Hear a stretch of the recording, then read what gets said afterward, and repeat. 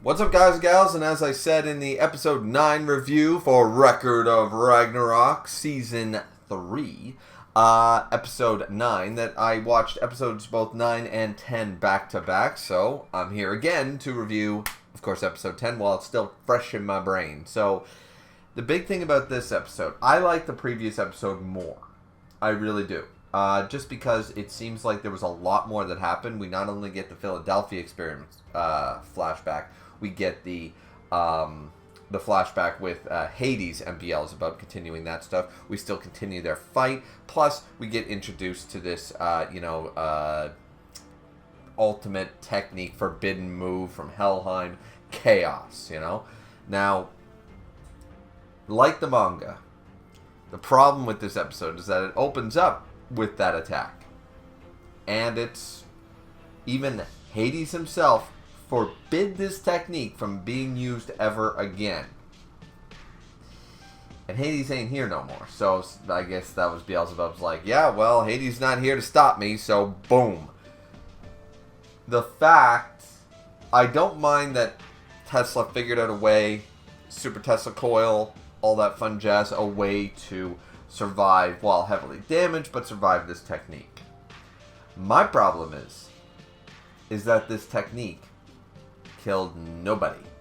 Blew up basically nothing. It did surface level damage to the arena at best.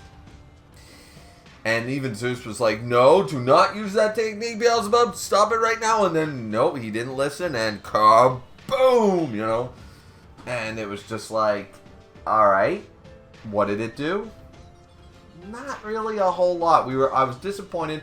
A lot of fans were disappointed in the manga. I remember when that chapter dropped. And I was on stream doing it, and I was like, really? This is all... Yeah, so most of the community agrees that this technique was amped up to be forbidden by Hades. Never to be used again in Helheim. Zeus is terrified of it. It's like, you can't use this technique. And it literally was more like a self-destruct from an electrode, and everybody survived it.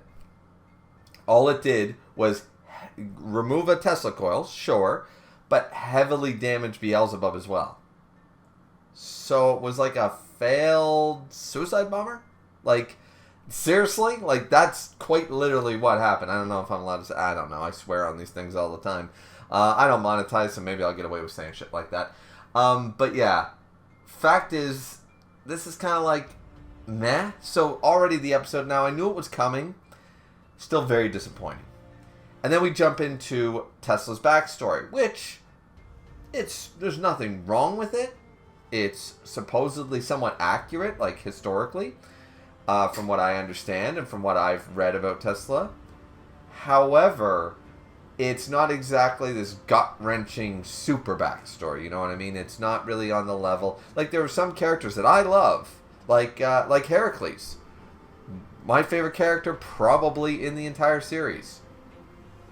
But his backstory is kind of meh. I'll be honest with you. Not the hugest fan of his backstory in this iteration. Same with some other characters, like Adam's a badass. Love Adam. His backstory? He was always a badass. Like, he doesn't exactly get character development in that regard. Then you have fantastic backstories like Jack, right? For an example. So, or in my opinion, Zero Fuku's. A lot of people disagree with that one, but Zerofuku does not get the respect he deserves. The fact is, this episode starts off with like this super awesome, amped up technique that basically just causes a bunch of rubble and some heavy damage on both combatants. So, I mean, you could argue it did something. It certainly did something, but it was amped up like it was going to end Ragnarok right then and there. Like it was going to blow up the entire arena and take everybody with it.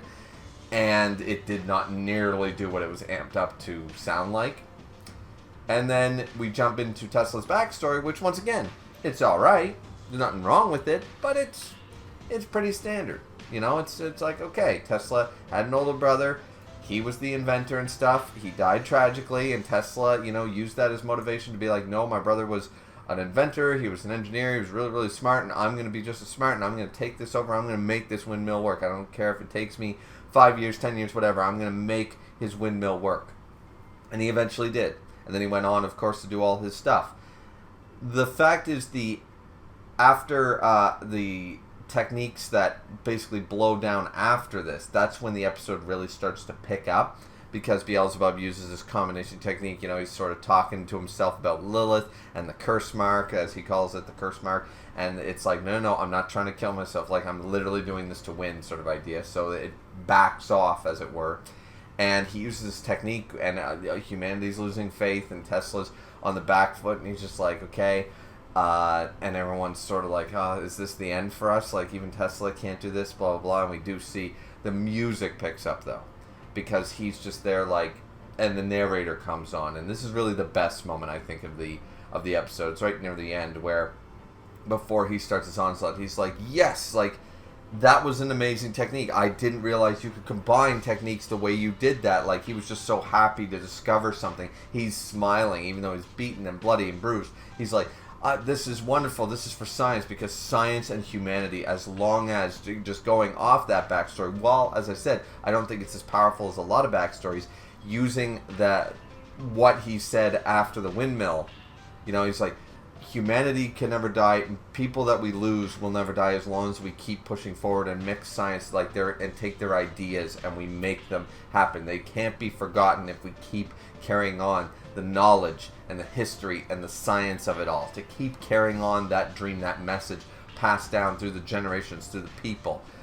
Then humanity and science will always be one, and we will always, and the music picks up and stuff like that. It's a fantastic message. He re-inspires the entire crowd. Everyone's just like, yes, Tesla's smiling. Tesla hasn't given up. Tesla's all about humanity in that regard, So that's a really nice ending part to it. And then he says, you know what, I'm just going to go in with everything I have left, and barrage, he's just going in with, like, fuck it, electricity suit, let's do it, boom, boom, boom. He's like, I'm going to be a boxer now, I got nothing left, put your dukes up, Beelzebub, we're going to do this, So he's just like, alright, let's do this shit, right? So, and Beelzebub, of course, blocking with his vibration stuff, and he's just slamming into him, and that's the end of the episode. Surprisingly, I thought the fight would end this episode, but I enjoyed the pacing, because while episode 9 is still better, jam-packed with a lot more, it felt well-paced. I feel like if they tried to get the emotional aspect of the end of this episode, which it is good, as I said, the voice acting and the and the soundtrack, especially that theme of just hope and triumphant, like sadness, but also like triumphant, like, if I'm gonna go out, at least I'm going out with a smile. That sort of feeling of like it just brings a level of hope almost, or something like that. I'm failing to use my words here to fully express, but I think you guys get it. Like this almost, as I said, sadness mixed with a level of like hope and honor and respect and just a lot of things. And the music hits that score correctly to amplify the voice acting, and it just makes what I thought in the manga was good, it made it great. So episode 10, while not as good as 9, well paced, and as I said, I thought the fight would end in this episode by the end of the episode, but I feel like that would have felt rushed if they had tried to jam pack all this emotion, because it needs proper slow build up to get us to that point. They can't rush those moments. If it had been rushed, it wouldn't have hit as well. And we have episode 11 to conclude the fight, so that is what it is. But I really enjoyed the episode. What did you guys think? Let me know what you thought down in the comment section down below. Do you agree with me that episode 9 is better than episode 10? Which one do you think is stronger? Once again, let me know in the comment section down below. Like, comment, subscribe as always.